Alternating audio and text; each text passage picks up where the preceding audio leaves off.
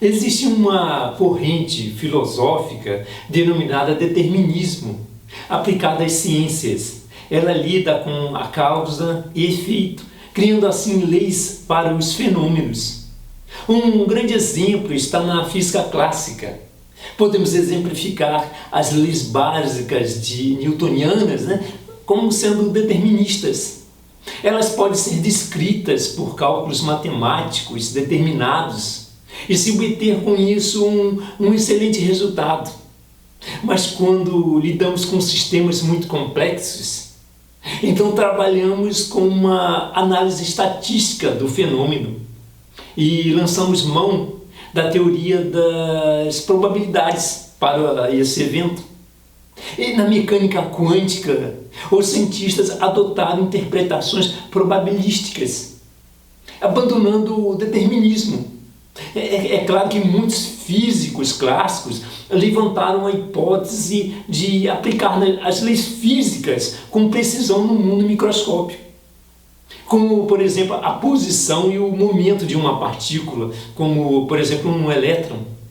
E isso nunca deu certo. Então, surgiram dois grandes cientistas, o Heisenberg, um teórico alemão, um físico teórico alemão, e Bohr, um físico dinamarquês, que questionaram essa hipótese. É muito importante salientar que paradigmas que tiveram que ser quebrados na compreensão da física quântica, que foi algo semelhante com o surgimento da teoria da relatividade. Por exemplo, a medida de espaço e de tempo numa simultaneidade de dois eventos separados, essas medições não eram absolutas. E Einstein mostrou que a simultaneidade não era um conceito absoluto, e sim um conceito relativo. Então surgiu a questão da simultaneidade, da exatidão da medida, da posição e do momento de uma partícula. Surge com isso o princípio da incerteza de Heisenberg. A coisa agora parece que ficou bastante confusa, porque o nosso entendimento científico que aprendemos até então é um entendimento clássico, determinista. Eu já havia dado um exemplo bastante simples do pacote de feijão. Quando você pega um pacote de 1 quilo de feijão lá no supermercado e você paga apenas por 1 quilo de feijão, então você se pergunta, quanto paguei por 1 grão de feijão? Parece simples, basta contar o número de grãos contidos nesse 1 quilo de feijão para saber o preço de 1 grão de feijão. Será com precisão que 1 grão de feijão custará um valor X? Deparamos com uma incerteza, pois nem todos os pacotes de feijão conterá o mesmo número de grãos de feijão. E nem todos os pacotes de 1 quilo terá também uma exatidão, dependerá da balança usada. Imagine isso, então, num mundo infinitamente pequeno. Então, de acordo com Heisenberg e Bohr, a interpretação probabilística é fundamental em mecânica quântica e deve-se abandonar o determinismo. Heisenberg estava muito preocupado com o estudo da trajetória da partícula, de partículas elementares, como, por exemplo, o elétron em câmaras especiais, como a câmara de Wilson. Claro que as partículas são impossíveis de serem visualizadas, mas nessas câmeras elas deixam rastros que podem delimitar a região ocupada, mas não a determinação de sua posição. Bom, em 1927, Heisenberg enuncia então o seu famoso princípio da incerteza de Heisenberg, em que ele afirma ser impossível sabermos com exatidão a posição e o momento de uma partícula. Quanto mais preciso conhecermos um desses valores, menos preciso obteremos o outro. O produto das incertezas do momento e da posição está condicionado a ser maior ou igual a uma constante, conforme a expressão, onde P é o momento e X a posição e delta representa a incerteza.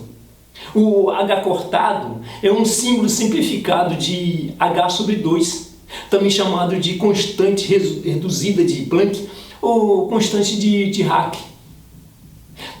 Entenda, mesmo nos dias atuais, com equipamentos mais sofisticados, que poderíamos obter melhores resultados, a precisão desses resultados se encontra na simultaneidade dessas precisões. Suponhamos que tenhamos uma medida exata da posição, então não haverá incerteza de ΔP, será igual a zero, mas não saberíamos nada sobre sua posição. Então a variação Δx será tão grande que tenderá ao infinito. Niels Bohr criou um experimento imaginário para testar o princípio da incerteza. Para facilitar o entendimento, eu vou tentar reproduzir aqui a experiência imaginária de Bohr. Vamos imaginar uma situação um tanto absurda, como a seguinte experiência. Imagine que eu queira medir com toda a precisão possível a posição de um elétron usando um microscópio. Então, para ver o elétron, eu preciso iluminá-lo. No momento em que eu iluminar o elétron, ele irá se deslocar devido ao efeito cômputo. Então, nesse momento, geramos uma indeterminação em sua posição. Então, o princípio da incerteza diz sobre o processo de medida em si e da interação entre o cientista e o objeto em estudo. E se eu retirar a luz para eliminar o efeito cômputo?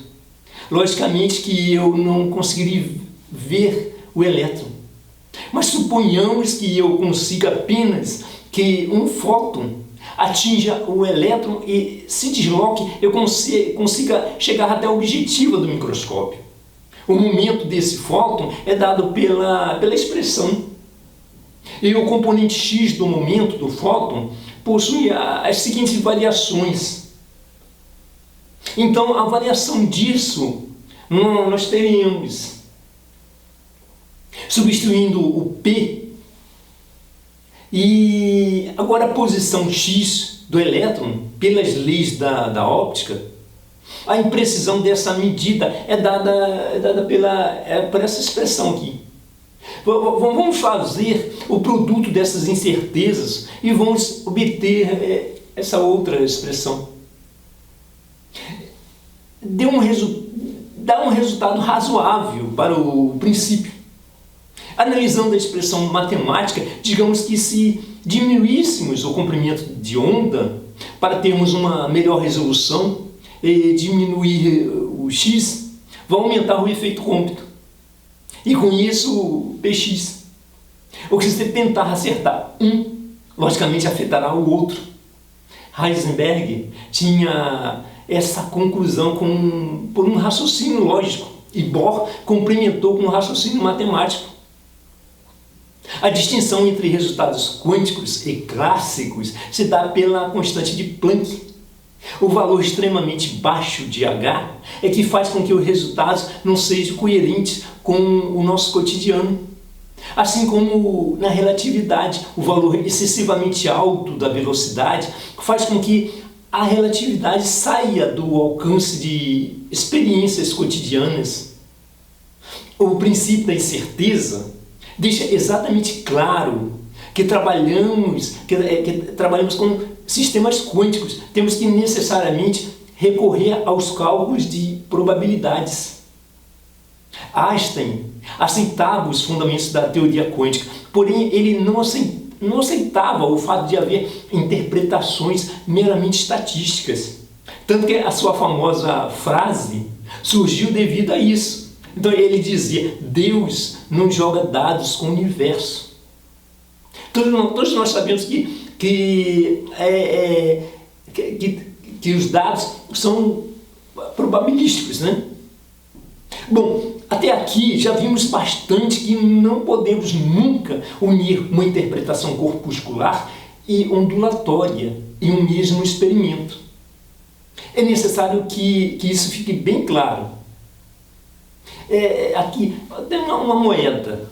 aqui, por exemplo. Ó, se eu jogar essa moeda aqui, eu obtenho ou a cara ou coroa. Jamais terei os dois resultados juntos. Um lado da moeda complementa o outro. Não existirá a moeda se não existir um dos lados dessa moeda. É o princípio da complementariedade de Bohr. As ideias de onda e partícula na realidade se complementam e não se contradizem. Eu espero que vocês tenham gostado do vídeo e acompanhem a sequência. Até o próximo vídeo.